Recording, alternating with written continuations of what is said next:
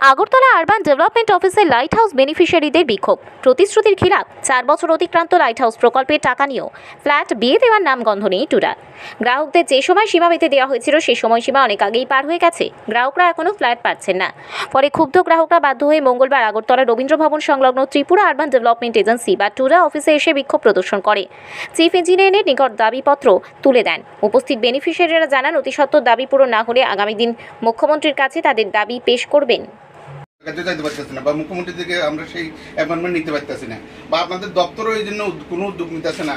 ওখানে কয়েকদিন হলে কাজ শুরু হয়, আবার কয়েকদিন হলে তালা মারে বাইরে রাখে। এই সারা রাজ্যের মধ্যে 10,000 ফ্ল্যাটের মধ্যে প্রায় 400-500 মানুষের টাকা অলরেডি পেড করে দিচ্ছে।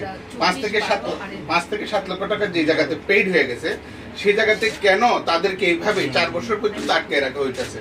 এটা সুনির্দিষ্ট কারণটা আপনার কাছে কি জানা আছে? বা কাজের কোনো গাফিলতি, না কন্ট্রাক্টরের যারা করতেছে তাদের কোনো গাফিলতি, না আমাদের কোনো গাফিলতি, না রাজ্য সরকারের গাফিলতি? বিষয়টা কোন জায়গাতে আটকানো?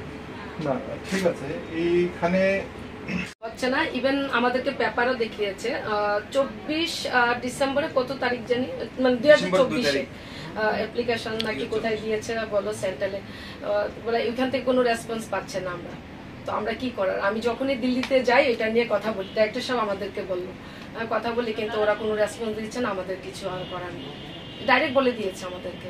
তারপরে আমরা সেক্রেটারি অফিসে গিয়ে অ্যাপ্লিকেশন দিলাম চিফ মিনিস্টারের সঙ্গে দেখা করার জন্য, কেন আমাদেরকে টাইম দিল না। চিফ মিনিস্টার স্যার আমাদের অ্যাপ্লিকেশন নিয়েছে ঠিক, কিন্তু আমাদের টাকাই নেই। টাকাই বলেছিল 2 সপ্তাহের মধ্যে যদি দেখা করবে মানে কথা বলবে আমাদের সঙ্গে, কিন্তু 6 ফেব্রুয়ারি ডেটটা নেওয়া হয়েছিল, 6 ফেব্রুয়ারি, কিন্তু আজ পর্যন্ত কোনো রেসপন্স নাই।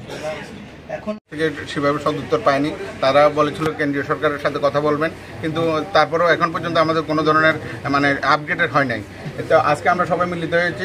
আমরা চাই যে আমাদের যে টাকাটা আমাদের কাছ থেকে যে বেনিফিশিয়ারি হিসেবে আমাদের 5 লাখ বা 7 লাখ করে নিয়েছে, আমরা চাই যে আমাদের সেই অর্থমূল্যে বা আমাদের যে ফ্ল্যাটগুলি অতি সত্বর সরকার যাতে আমাদেরকে দেওয়া হয়। এর মধ্যে যারা অলরেডি পেইড করে দিয়েছে 4 বছর হয়ে গেছেন, ওনারা এখনও ঘর পাননি।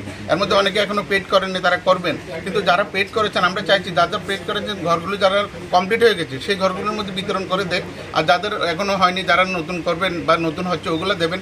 আমরা চাই সরকার যাতে এই বিষয়টা, রাজ্যের মুখ্যমন্ত্রী যাতে এই বিষয়টা অতি সত্বর দেখেন।